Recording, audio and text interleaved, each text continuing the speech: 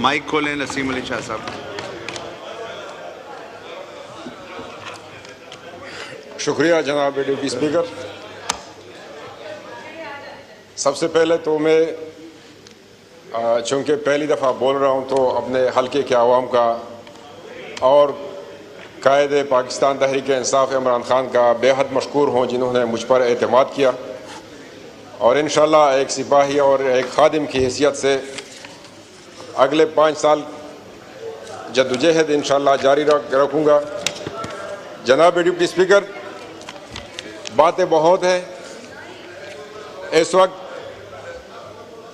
Budget पे बहस चल रही है, लेकिन अफसोस के साथ मैं जब भी यहाँ इजलास में आता हूँ तो एक नए दर्द के साथ यहाँ शरीक होता हूँ। मैं जब हर दफ़ा आता हूँ तो मेरे बनू में वहाँ धरना बैठा होता है और 4-4 घंटे 5-5 घंटे वहाँ पर लाश सड़क पर रख कर रोड ब्लॉक हो चुकी होती है और ये इल्ज़ामात इंतहाई माज़रत के साथ इस वक्त दिफाई बजट को हम यहाँ पर इतनी अहमियत दे रहे हैं और इसमें ज़्यादती कर रहे हैं, लेकिन इसके बावजूद वहाँ मेरे हल्के के लोग वो ये सोच रहे हैं और वो यहाँ मुझसे उम्मीद कर रहे हैं कि आप वहाँ पार्लियामेंट पे इस पर बहस करें, इस पर बोलें।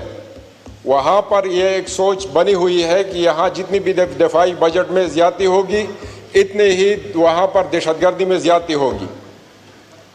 यहाँ दिफाई बजट में हम ज़्यादती कर रहे हैं, वहाँ दहशतगर्दी में ज़्यादती कर रहे हैं। तो इसी पे जनाब डिप्टी स्पीकर, मैं चाहता हूँ कि इस पर भी थोड़ी सी बहस हो जाए। वहाँ मेरे जो नौजवान वहाँ पर इस आग में जल रहे हैं, वहाँ जो सिपाही शहीद हो रहे हैं, वहाँ जो फौजी शहीद हो रहे हैं या मेरे और नौजवान शहीद हो रहे हैं, ये सारे ही मेरे भाई हैं, ये सारे ही मेरे इस धरती के बेटे हैं। लेकिन इस पर अगर हम बात करें तो मेरी ज़िंदगी को भी ख़तरा। इस पर अगर हम बात करें तो फिर वहाँ पर जितने भी अमन कमेटियाँ बनी हैं, जनाब डिप्टी स्पीकर, मैं आपकी तवज्जो चाहता हूँ। जनाब डिप्टी स्पीकर, ये टाइम काउंट ना किया जाए जनाब। खैर आप करें, बात करें, मैं इंतज़ार कर लेता हूँ जी। आप बोले जी, आपका टाइम खत्म होगा, मैं माइक बंद कर दूंगा प्लीज। नहीं, ये सबको मौका मिलना चाहिए। आप बोले, आपका भी तवज्जो दरकार है। आप बोले, आप हाउस को और चेयर को ना कमांड करें, प्लीज बोले। जी जनाब डिप्टी स्पीकर, मैं चाहता हूँ कि इस हवाले से भी हमें एक दिफाई बजट दे रहे हैं, हमें अमन का बजट भी दे दें। वहाँ पर जो सूरत हाल बनी हुई है, वाक़यात हो जाते हैं लेकिन पुलिस वहाँ पर FIR तक नहीं कर सकती। तो इस हवाले से मैं चाहता हूँ कि यहाँ पर कोई बहस हो जाए और अमन का बजट पेश किया जाए यहाँ पर। इसके अलावा जनाब डिप्टी स्पीकर, जो हमारा हाल है, यहाँ पर बातें हुई फार्म 47 और फार्म 45 की। वज़ीर दिफा साहब ने तफसीली जो बातें की वो बजट के हवाले से कम थी और सियासी ज़्यादा थी। तो इसी पे अगर हम आ जाएं, हमारे इलेक्शन में हमारे साथ जो हुआ, जो हमारे साथ इलेक्शन कैंपेन के दौरान हुआ, ये मैं इस फ्लोर से इन सब साथियों से जब सारे हाजिर हों, मैं समझता हूँ कि अगर अल्लाह के जो 99 नाम यहाँ पर लिखे हुए हैं, सब इन नामों पर हल्फ ले लें कि इलेक्शन में किन किन अफराद ने उनको प्रेशराइज किया है, किन्हों ने उनको या फैसिलिटेट किया और किन लोगों ने उनके खिलाफ कौन सा रोल प्ले किया हुआ है। जनाब डिप्टी स्पीकर, मेरे खिलाफ खुद जहाँ तक मैं वहाँ पर हमने काउंटिंग की और जो कोशिश हुई, 20,000 बैलेट पेपर मेरे खिलाफ इस्तेमाल किए गए, लेकिन अल्हम्दुलिल्लाह इसके बावजूद फिर भी मेरी जो लीड है वो फिर भी 50,000 रह गई, वरना मैं 70,000 लीड से जीत रहा था। तो ये जो फॉर्मेलिटी हम पूरी कर रहे हैं, मुझे भी पता है, इस हाउस को भी पता है कि सिर्फ फॉर्मेलिटी है कि बजट पे तकरीर हम खेलें। जिस तरफ से ये हिदायत मिली हुई है, IMF की डायरेक्शन पे ये बजट पेश किया गया है, इसमें कोई भी हमें तवक्को नहीं कि हमारी तजवीज़ इसमें कबूल की जाएंगी। सिर्फ तकरीर यहाँ पर खेल रहे हैं, बाकी कोई भी तवक्को नहीं कर रहे हम, क्योंकि जो फैसला आपने किया हुआ होता है उसमें बिल्कुल एक ही तजवीज़ अगर सीरियस ले लें तो कोई मानी नहीं जाती। जनाब डिप्टी स्पीकर, मेरा बन्नू का हल्का, बन्नू में इस वक्त कुरमगढ़ी पावर हाउसेस, वहाँ पर जो टरबाइन लगे हुए हैं 1956 में सदर अयूब खान ने इसका इफ्तिताह किया था।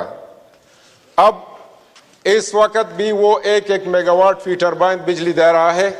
अगर वो हम अपग्रेड करें, सिर्फ अब उनकी अपग्रेडेशन के लिए पैसे दे दें तो तकरीबन 25-30 मेगावाट तक हम बिजली पैदावार अपने खुद बंदों का दे सकता है। इसके लिए इस बजट में कोई भी रकम मुख्तस नहीं की गई, लिहाजा मेरा मुतालबा है कि इस बजट में उसके लिए भी कोई खतर ख्वाह एक कोई पैसे मुकर्रर किए जाए।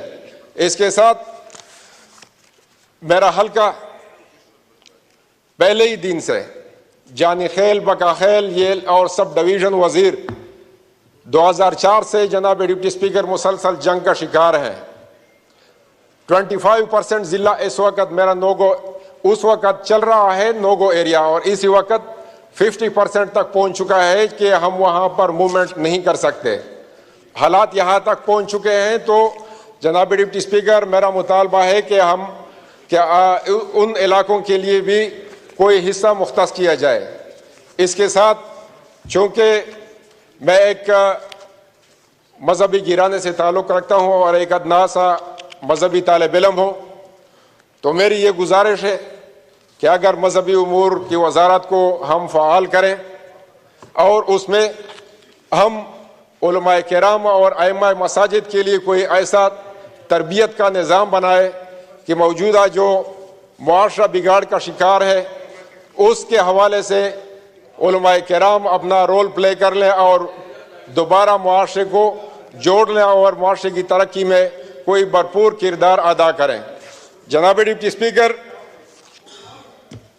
ह्यूमन कैपेसिटी डेवलपमेंट ये जो इस्तिलाह है, इंतहाई माजरत के साथ हमारी ओवरसीज़ मिनिस्ट्री इस हवाले से उनका जो मैंडेट है उनमें ये बातें लिखी हुई हैं।